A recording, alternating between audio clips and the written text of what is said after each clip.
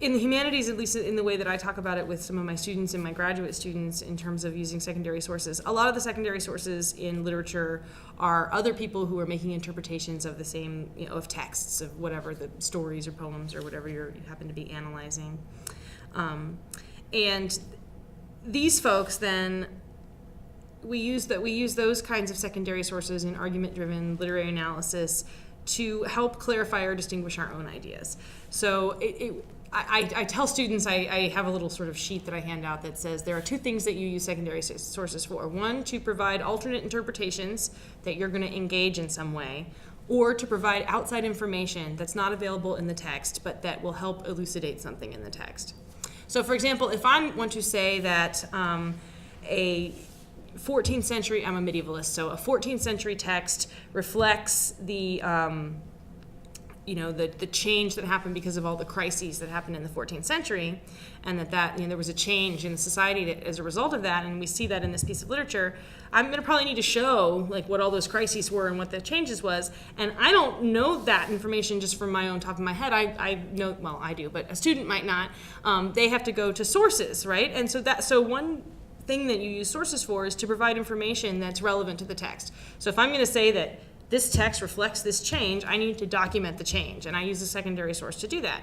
And the point of doing that is to show the change in the literature. So my argument is still central, and I use the secondary source to help provide the information. Literary analysis, one of the other reasons that you can use, the second reason that you can use a secondary source, would be to demonstrate a conversation that's happening outside the text, a conversation that's happening among scholars that you want to enter. So for example, with the Macbeth example that we've been using a number of times, a lot of people interpret Macbeth in psychoanalytical ways.